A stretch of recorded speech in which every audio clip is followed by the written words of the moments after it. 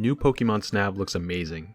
Each trailer that comes out reveals more and more, and I have to say I'm thrilled about the art style, the environments, and the Pokemon types that are being shown off. I love the idea of exploring and seeing Pokemon in their natural habitat. Plus, new Snap looks like it's going to be one of, if not the best looking game graphically on the Switch. But this is just icing on the cake. I'm happy that the beloved N64 original Pokemon Snap is finally getting a sequel after over 20 years, but perhaps I'm not as happy as I could be. Not yet, at least. See, I missed the original Pokemon Snap. I've never played the original game, and I have no history with it. It's one of the stranger omissions in my gaming history, because as someone with an interest in wildlife, and of course an interest in Pokemon, Snap seems like a game I would love.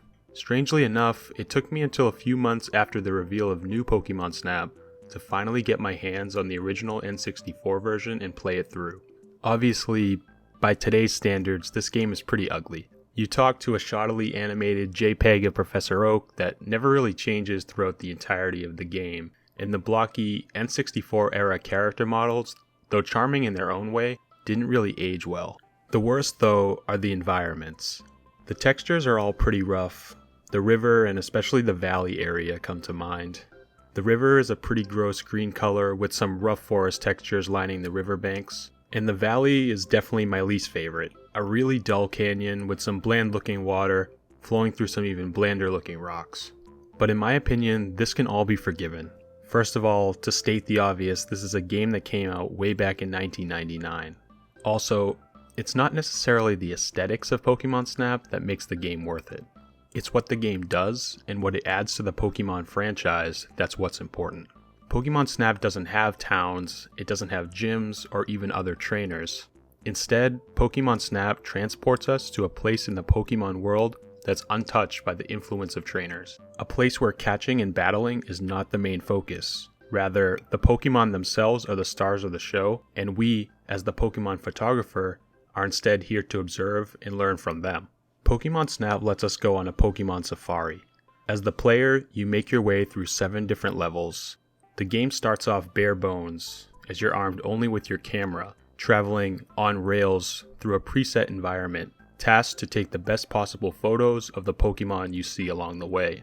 As you take more and more photos, you'll unlock new worlds to explore, and even new items which will help you progress in the game and take even better photos.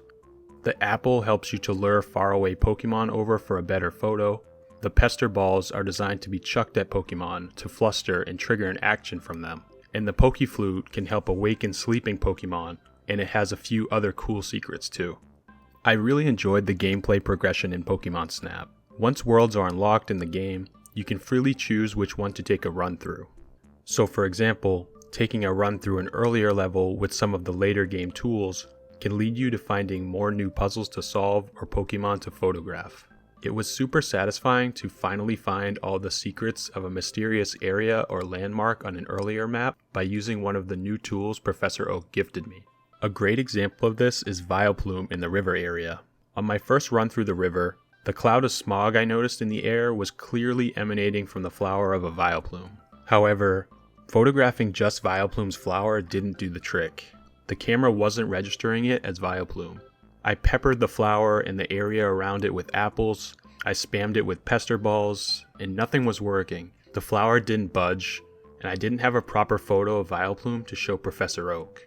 After a few tries, I eventually moved on, but once I unlocked the Pokeflute later in the game, I immediately tried playing it for Vileplume, and sure enough, it bounced right out of hiding and I was able to get a couple great action shots. These are the type of moments in Pokemon Snap that really put a smile on my face. The light puzzle elements that lead you to secret areas or rare Pokemon are extremely satisfying, and they are all cleverly woven into each level's natural setting.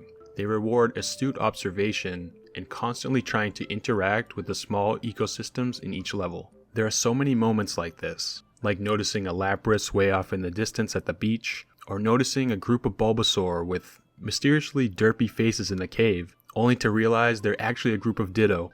These are the moments that I think make Pokemon Snap a special game, and it's chock full of them. Although, I have to admit I was never going to figure out the part with Meowth and the special switch without looking at a guide.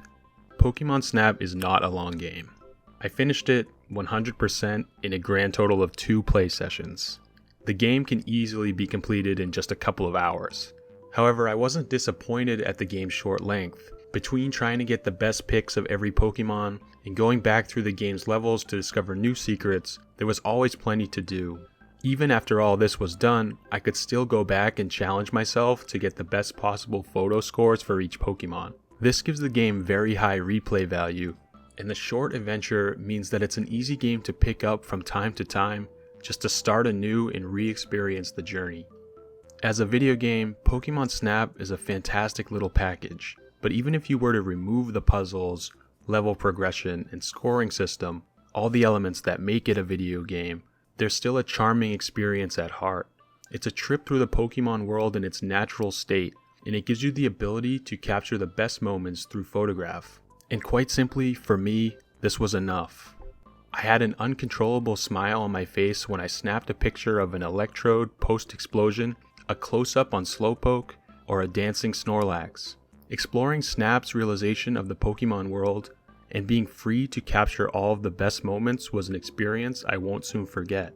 And this is what has me excited for new Pokemon Snap the most. Seeing what fun and silly photos I can take and now share online, while at the same time viewing all the other great photos from players across the globe.